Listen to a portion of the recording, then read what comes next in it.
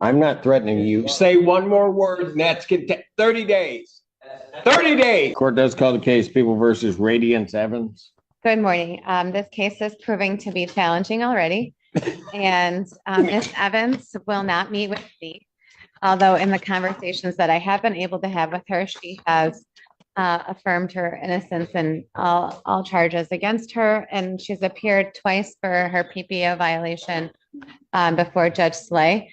It is my understanding from when I have been able to speak with her that she would like to schedule this for a preliminary examination and proceed in all things available to her. I don't know that if I refer to her competency that she's going to be found not competent based on what I can ascertain of her understanding of all the proceedings, who I am, what she wants to do in terms of her defense. So I would ask that the court set this for a preliminary examination. And then I'm curious to see how the court will respond to my request. My understanding is she does not wish to come to this hearing. So I'm not going to set it for a further proceeding until she decides she wishes to participate. Okay. So I will adjourn this out. Would you like 1 or 2 weeks? Let's just do 2 weeks. 2 weeks. So I'll adjourn this out June 6th, 2024, 9 a.m. Thank you, Judge. Thank you. Bond continued. Court does call the case People versus Casey Adkin. So she has another PCC before me. That's my understanding, according. I'll adjourn this then out 1 week, May 30th, 2024. 9 a.m. Bye. Thank you, Mr. Canal. Really? She just leaves before I'm done? I think she's got the date. I thought she thought it was done. And no, go. Just go.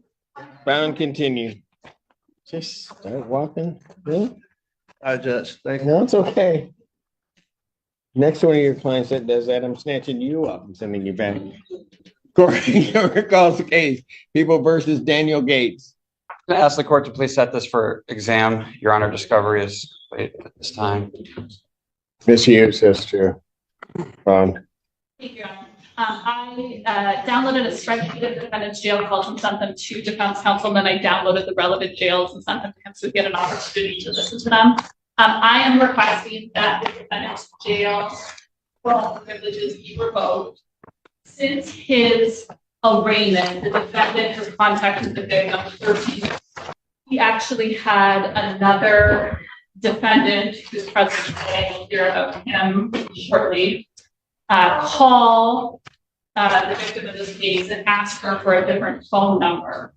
She provided that different phone number to other defendants that she otherwise doesn't know.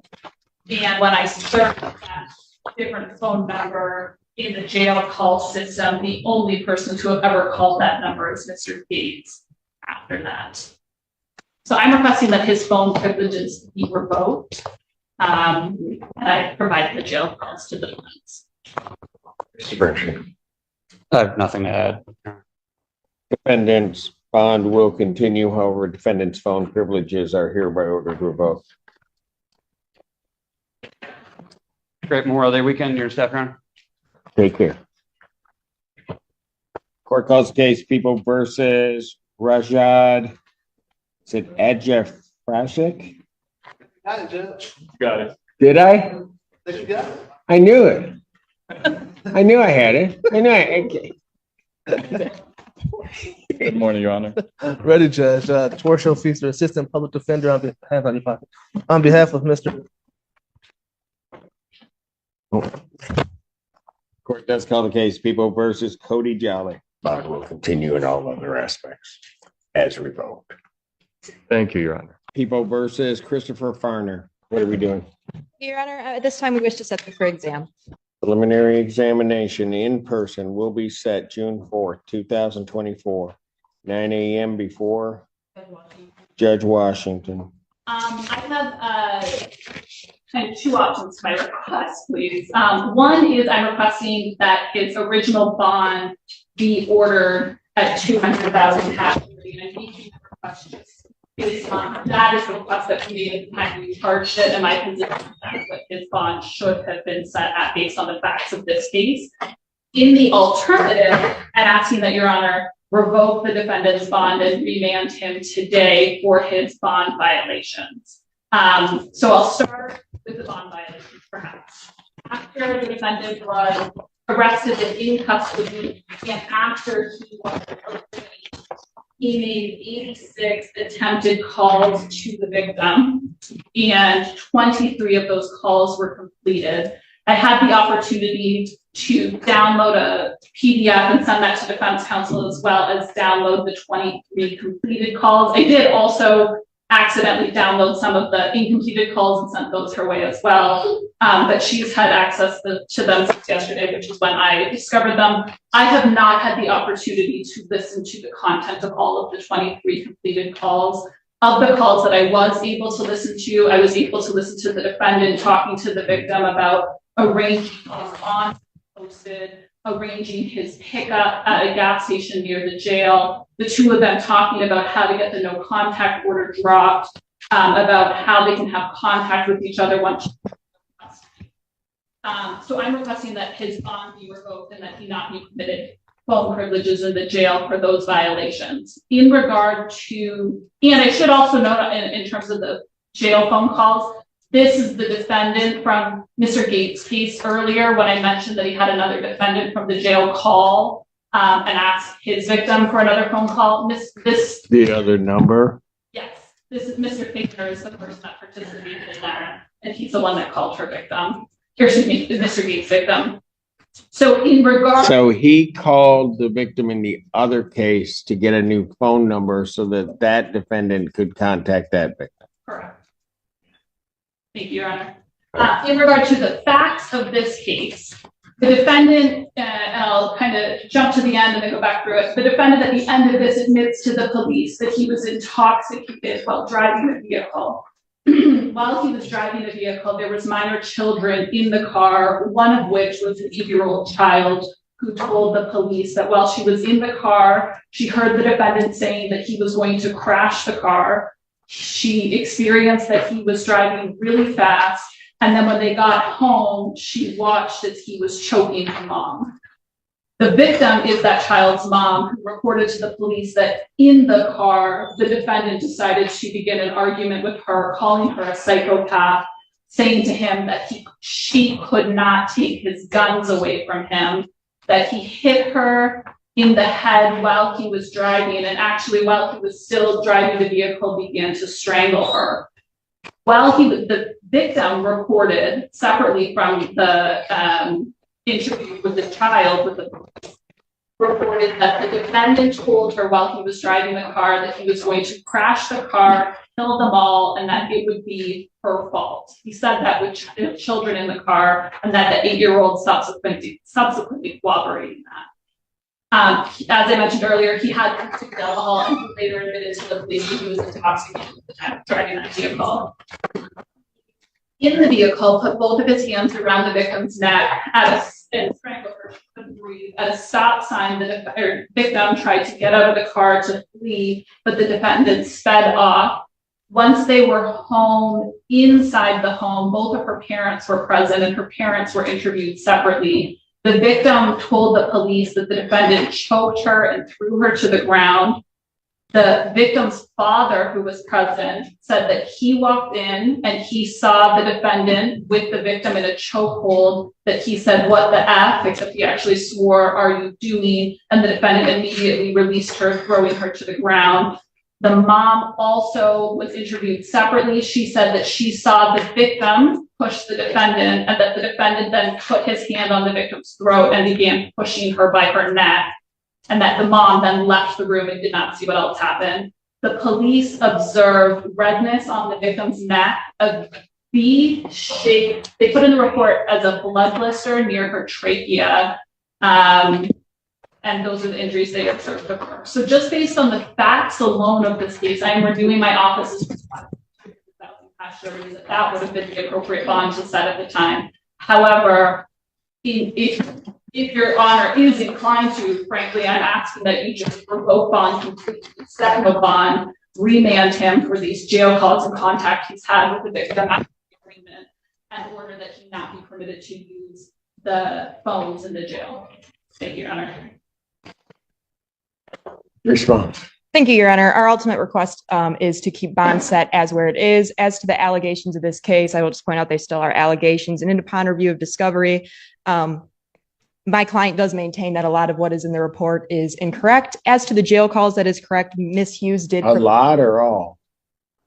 Well, some of the identifying information would be correct in the report, but the allegations that would be criminal, my client denies. As to the jail phone calls, that is correct. Ms. Hughes did provide me with both the log and a folder with the calls in them yesterday afternoon. I have had the opportunity to review the log. However, I have not reviewed the substance of the calls in their entirety. I would acknowledge that some of the calls were made to the complaint witness's number and arraignment. However, to my understanding, there are no allegations of any other bond violations, either contact or otherwise, since my client's release from the Washtenaw County Jail. What about his participation to facilitate another individual violating their bond condition? The first I'm hearing of that is today, Your Honor. So I can't speak as to that whatsoever. I am asking the court to keep the bond set as where it is. Mr. Fainer has been out for, I believe, how long have you been out since posting your bond? Last week, Thursday. Last week, Thursday. So exactly 1 week, Your Honor. To my understanding, in that week, he has not had contact with the complaining witness nor violated his bond in any other way. We are asking for it to stay as is so he continues showing up to court. And he has been very active in the defense for this case. He is a foreman for a construction company and does have full-time work providing for his 5 young children. We are asking the court to keep bond where it is at this time. Well, I don't know why the bond was set on those facts. Is he on a tether? Yes, Your Honor. Given the facts of this case, or at least as they're related to the court, I believe that the bond as set is an abuse of discretion. Everything that's mentioned is high lethality. The alleged victim in this case ended up at least going to the hospital to tend to wounds that she is alleging were caused by the defendant. Moreover, then that after all of this occurs, and what causes the court a great concern as to the defendant's conduct is that there are these contacts that aren't supposed to be contacts while he's in the jail, that then also then while he's in the jail, and I don't have any reason to dispute it because I had to revoke that other individual's own privileges. He facilitates, not only does he violate a condition of his bond, he then facilitates another inmate violate the bond in the case or in the other case. Not going to happen. It's just simple. I think the bond initially was set wrong. His behavior since then would lead this court to believe that the defendant cannot conduct himself reasonably, would also then pose a danger not only to the community, but to this particular victim and to the community as a whole. Defendant's bond, and he hasn't complied with the bond as we've said it, Mr. Allen. Defendant's bond is hereby ordered revoked. His phone privileges are also ordered revoked. Defendant is remanded.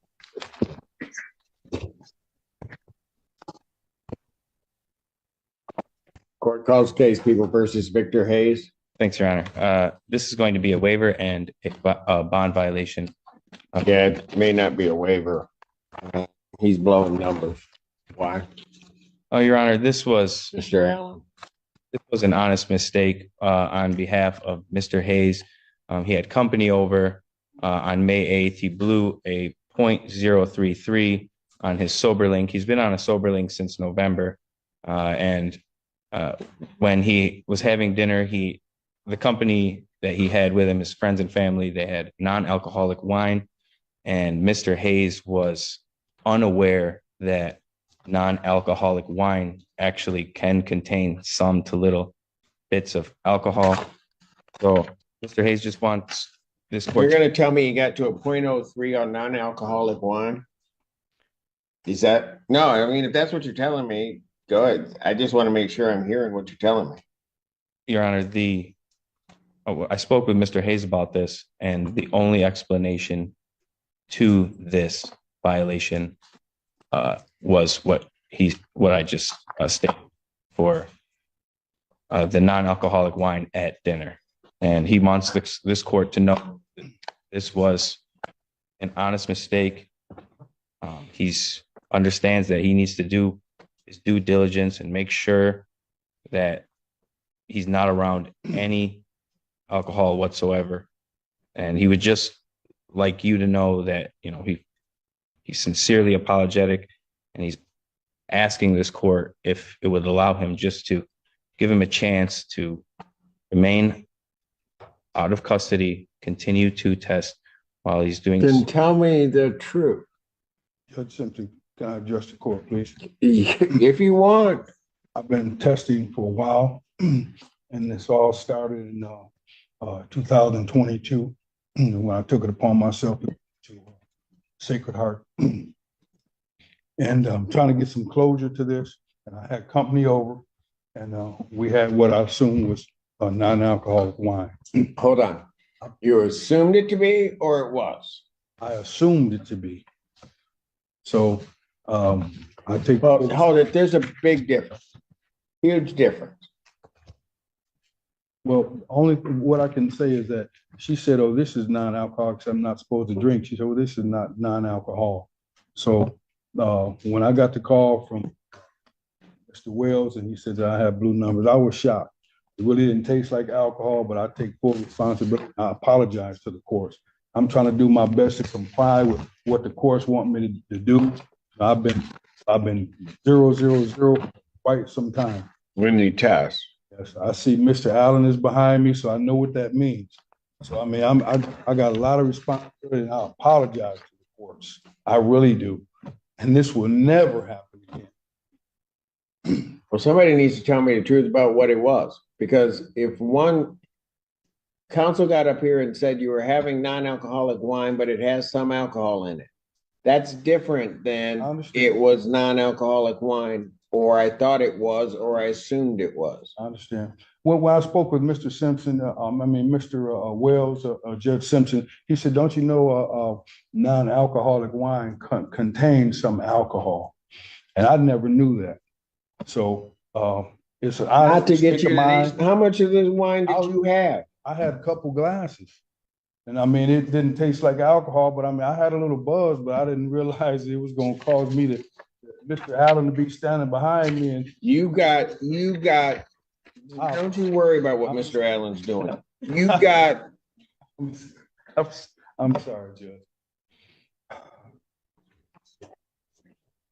Story doesn't add up. I understand. Because it's not off it. Why is he getting buzzed off of non-alcoholic wine? I mean, you know what you're doing at some point. Yes. Well, if he wants to waive, he'll do it next week. Understood, Your Honor. But at this point, defendant's bond is revoked, defendant's remanded.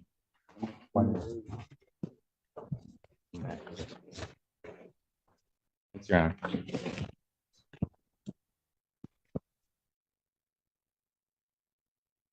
I get nervous when you're behind me too. Case People versus Thomas Styron. Public Defender Otatella on behalf of Mr. Styron. Well, let's talk to the judge about that. Right. We've been through this. What's the confusion? I've stated multiple times on the record that I wish to represent myself. Well, I thought we got rid of that issue the last. Yeah, I thought so too. I spoke to this gentleman right here and expressed my wish to represent myself as well. All right. Well, if he doesn't want you, I mean, we'll figure that out in a moment. So, Mr. Styron, we're going to go through this again. What do we want to do in this case? You understand what you charged with, sir? I understand what the charges are against me, yeah. Okay, look, you're going to have to give me straightforward answers to my questions because I've got to make sure that you understand certain things. I got to do certain things here. From my understanding, you understand, first of all, that if you do indeed direct, you want to smile about it and laugh about it, take him back. We'll call him out later. Take it back. You keep laughing. You laugh one more time, that's 30 days. Go contempt. Look it up. You may need an attorney. Your fault.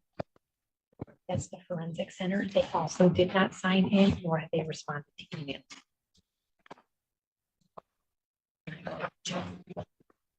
And Lauren Brown, Deputy Chief Public Defender, appearing on behalf of Mr. Austin. The Forensic Center did not sign in for whatever reason. Your Honor, could we have Deputy Allen stand behind the people at the Forensic Center? Get. I know. All right. I'll adjourn these out until the 13th. All right, thank you. Ms. Allen, be ready.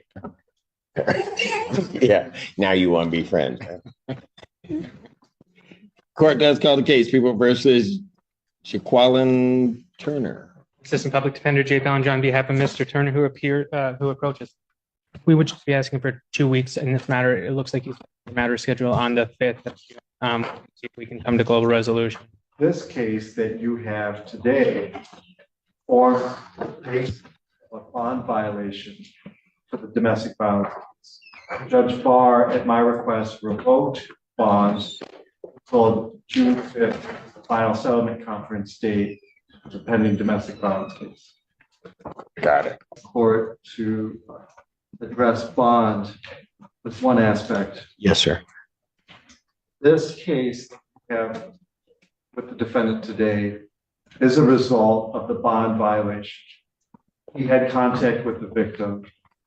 There was a disagreement. She called the police. Sheriff's Department encounters the defendant in a different area, and he has a loaded gun in his possession. It's concealed on his person. He doesn't have a CPL. And there is no connection with our ability to proceed on this case and a domestic violence victim's participation. This case is independent. I can prove this case with the deputies. But the fact remains, he committed this offense while he was out on bond on a domestic violence case. And with the date of June 5th being the final settlement conference, I want to make sure that the defendant is still in custody for your date on the 6th. Because if you could take a look at the bond for this case and make sure that it's appropriate given the seriousness of this offense and the nature of him being brought to court in the first place. Do you have anything to say to that? I don't, Your Honor. Well, here's, I guess, what my concern would be. If this carrying a concealed weapon and he's got a loaded firearm, no ability to carry it or no legal ability to carry it. And if I'm hearing it correctly, that although in a different area, he had at some point allegedly had contact with the victim of the domestic violence. First. And it displayed the gun to her. There's no FA charge on this case, right? I understand that, but that is a big problem. So what I'm going to do, pending any other resolution, while it certainly would not be, can't be a violation. What would concern me though is that this violation could have turned into something very, very serious on that domestic violence. So I am going to modify the defendant's bond. And I'm just going to let you know, young man, since at least my initial reaction to it involves the use of a firearm in a domestic situation, maybe. Defendant's bond will be set at $1.5 million cash surety. Mr. Styron, that's all I have left. Tell the jail they're going to have to wait. I'll come back. You just hold him up there. Maybe he'll calm down in the interim. Send Odetella back to talk to him. He calms everybody. Court's going to stand in recess. Ooh, we going to start with him? All right, let's do that. Court calls the case of the People versus Styron. State your name. My name is Thomas Styron. Living man. Mr. Styron, you are before the court. You have elected to represent yourself. I do have to advise you that you have 3 counts against you. The first count is that of fleeing and eluding 3rd degree under the motor vehicle code. Do you understand the nature of that charge, sir? This is under the assumption that You're compelling me to identify as Thomas York Steiner, the legal entity on this case? I believe that you are. Do you understand the nature of the charge, sir? I don't understand how the name you have on the case and who I am, it's two different people. I have a complaint, Thomas Styron II. Do you understand that that individual is charged with fleeing and eluding third degree? So, do you understand the nature of that charge? You just need to answer my question. For the record, take him back, and when he decides he wants to cooperate, we'll bring him back. Maybe. I'm not threatening you. Say one more word, and that's 30 days. 30 days. This one. Recalls the case, people of the state of Michigan versus Thomas Styron II. Styron, you are before the court on a felony complaint that does allege count 1. And I'm going to presume, since you do not want to answer the court's questions, that you understand English and understand what I'm saying. You are before the court on 3 charges. Count 1 is the charge of fleeing and eluding third degree. Under the Michigan Motor Vehicle Code, that is a felony punishable by up to 5 years incarceration and $1,000 fine plus court cost, and would require the Secretary of State to suspend your license for up to 1 year upon conviction. Count 2 is assaulting, resisting, and obstructing a police officer. That is a felony or high court misdemeanor punishable by up to 2 years incarceration and or a $2,000 fine plus court cost. Count 3 is a misdemeanor offense of operating with a license suspended, denied, and or revoked. That is a misdemeanor as indicated, punishable by up to 93 days, $500 fine plus court costs. Your vehicle could be subject to immobilization. Since you refused previously to answer my acknowledgement as to whether you understand that, I will assume that you understand what you're charged with. You are also entitled to be represented by counsel at this and all subsequent proceedings. If you could not afford to hire an attorney would be provided at public expense to represent you in this matter. You are entitled, as indicated, to be represented at this proceeding, all subsequent proceedings, including your preliminary examination, and if the matter were to proceed by trial, you would be entitled to counsel.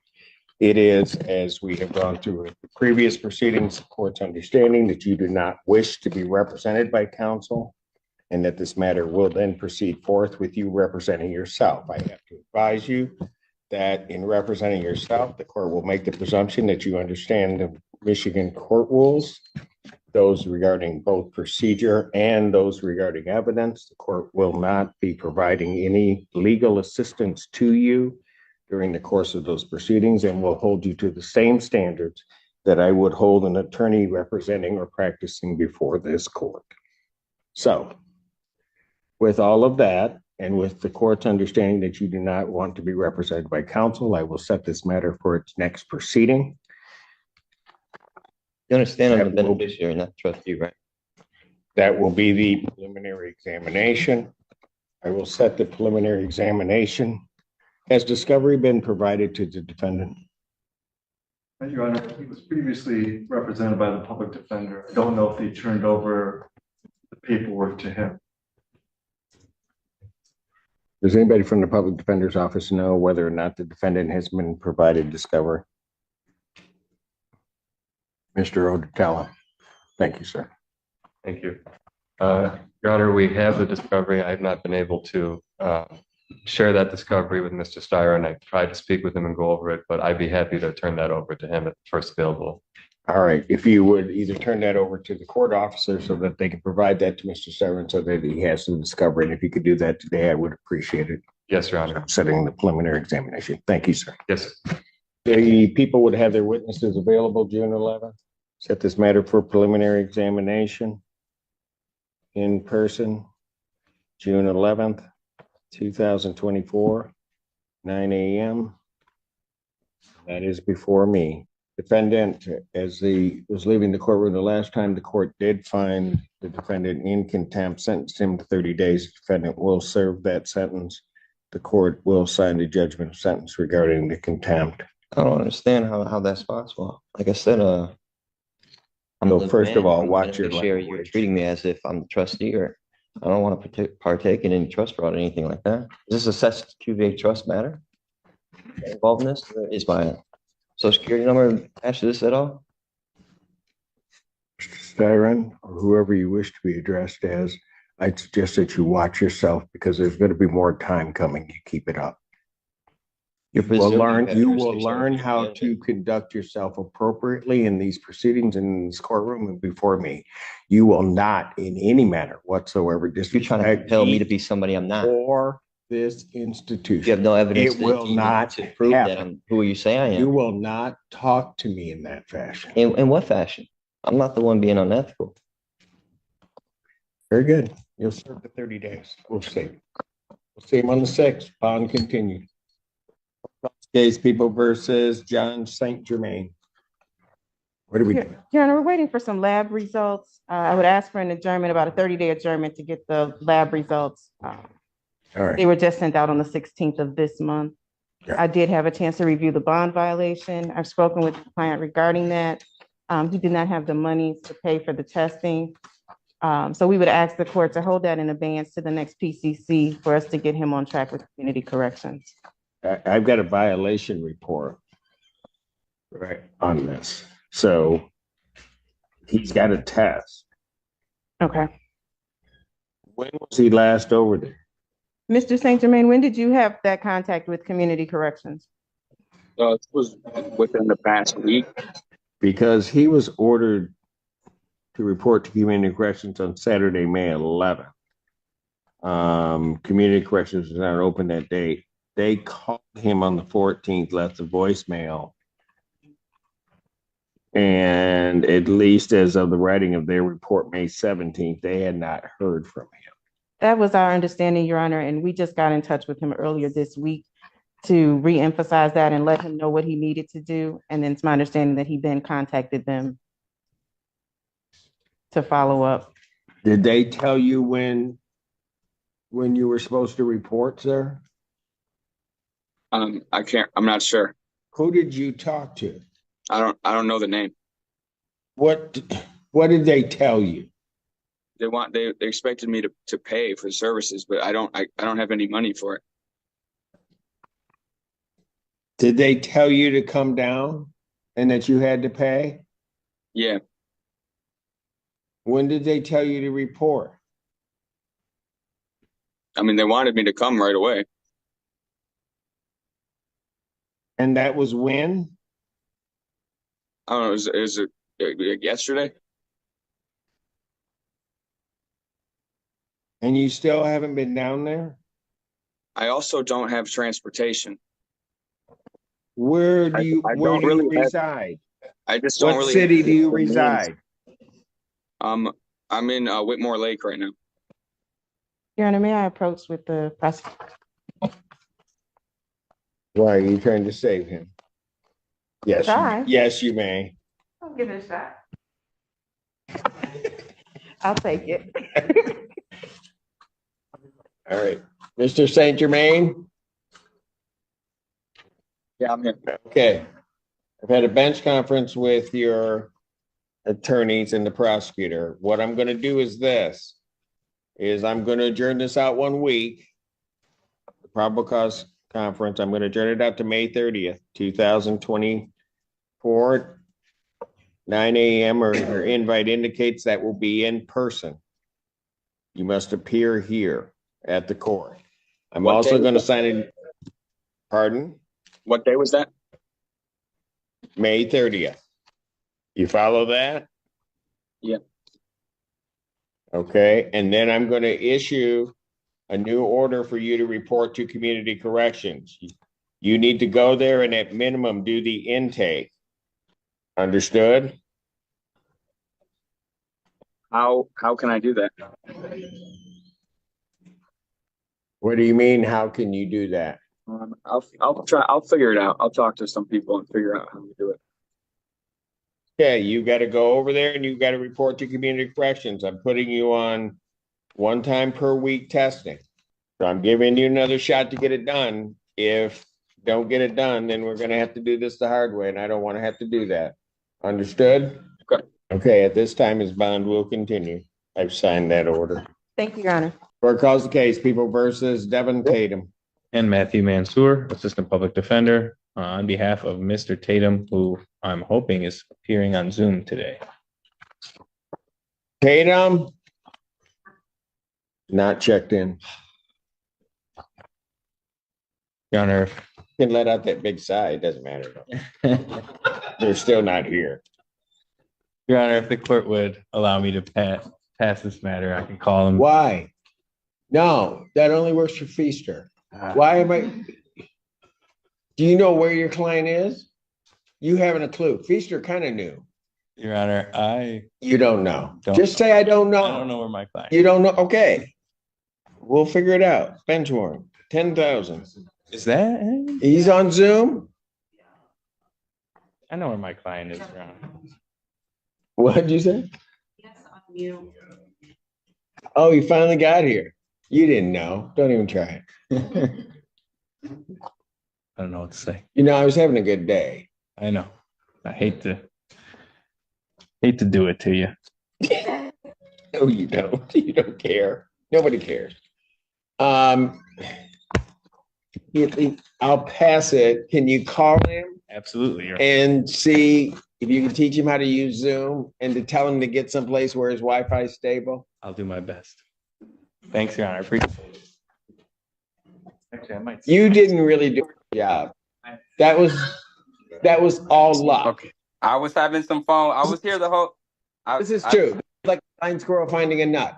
You're not, this is not anything you're doing. You're back. Mr. Tatum, state your name. Devon Tatum. I apologize for that. I've been here. I No, was just you're having some phone good. trouble. You're good. It's your attorney. It's my fault, Mr. Tatum. Sorry about that. Okay, Mr. Tatum, I'm adjourning your case out about 3 weeks. Yes, sir. All right, stay in touch with your attorney and learn how to work that volume thing. Yes, sir. Really? Is he out? Is he here? People of the state of Michigan versus Shaquille O'Neal Tubbs. Nicole, Heath on behalf of the people. I had the same question when I started reading this case. Matthew Mansour, hopefully on behalf of Mr. Shaquille O'Neal Anthony Hardaway. Wait, Tubbs. Yes, you got his full name. I spoke with him. I've been speaking with him all week. We've been trying to get, of course, we've been trying to get Zoom going. Tubbs knows how to work Zoom.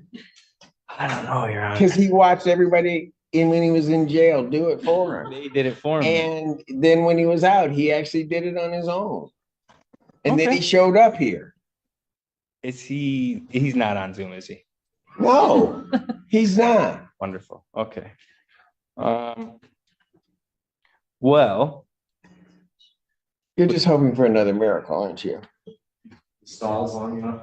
Yeah, that's right. that was a game plan. Stalls long enough, it'll be Friday. Your Honor, if the court would incline to pass this matter or adjourn, Oh, man. it would be greatly appreciated. You know what, Mansour? Fine. That's your one.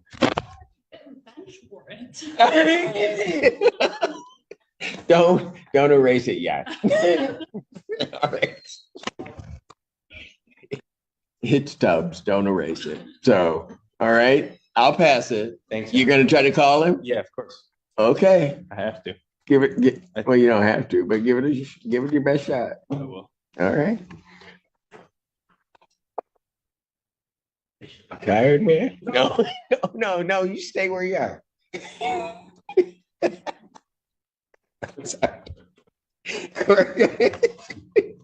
Court calls the case People versus Wesley Walton. You're good. Nicole Hughes on behalf of. Hello. Particular reason he's in custody. Yes, He's violated, he's got a penalty warrant under another agency, so. got it. Is he going into ours? That's up to you. I know. If he doesn't, then somebody has to contact Van Buren. Got it. And is there a valid warrant right now for him? There's a valid felony warrant in lien for him. All right, then what I'll do is I'll take him into custody on that warrant, if nothing else. So, yeah, you can bring him. If they don't want him. Exactly. Thank you, sir. Court does call the cases of the people versus Kerry Wynn. Assistant Public Defender Jay Ballinger on behalf of Mr. Nguyen. To my right, Mr. Nguyen, can you please state your name for the record? Kerry Wynn. All right.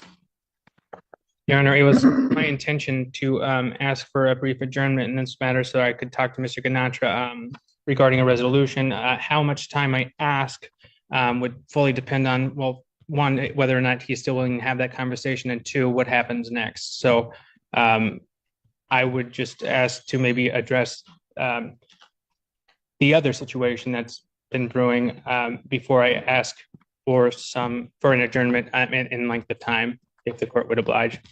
There's the community corrections violation. Yes, that he hasn't appeared. And we did have an opportunity to review that as well, Your Honor. And he understood at the time what the allegations were and what the repercussions could possibly be. All right, and he hasn't appeared at community corrections, has no justification for that. Your Honor, it's my understanding that my client had no ability to pay nor transportation in order to do so. Well, the problem with that is that I don't think he reported it all, did he? That's what you told me. I mean, well, he said he would be around. This was on May 10th when they contacted him that he would come in 2:00 that day to complete his intake, and he never showed. And they haven't seen him since. Understood, Your Honor. I'm advised that his ride fell through at the time. But he didn't contact them again. That's my understanding. All right. Well, here's what I'm going to do then. I'll adjourn the probable cause. I'll adjourn it to June 13th. He also has a felony warrant. Okay. Leave out of Wayne County. Thank you. So I'll adjourn this to June 13, 2024, 9 a.m. Because of the community corrections violations, I'm going to revoke the defendant's bond. Defendant is remanded. Thank you, Your Honor. Okay, here we go. Court recalls the case. People versus Shaquille O'Neal Tubbs. And Matthew Mansour, Assistant Public Defender, for Mr. Tubbs. Your Honor, I want to thank you and this court to allow me to reach out to Mr. Tubbs. I've made multiple attempts. Not just a minute ago, I was not able to reach him. So you're welcome. We actually all knew that this was going to happen. And before, but no, it's okay. You always got to give it a shot. Yeah. Some of us knew it was going to happen before the case. Exactly. Well, I knew before the day even started. Bench warrant bond will be set in the amount of 10,000 cash surety. That warrant will issue immediately. Thank you, Your Honor. All right. Have a wonderful. Yeah, we'll provide the transportation next time. He'll be here. All right. Thank you. Is that everything? Yeah, that's it. Wow. 14 stands adjourned. I'm good.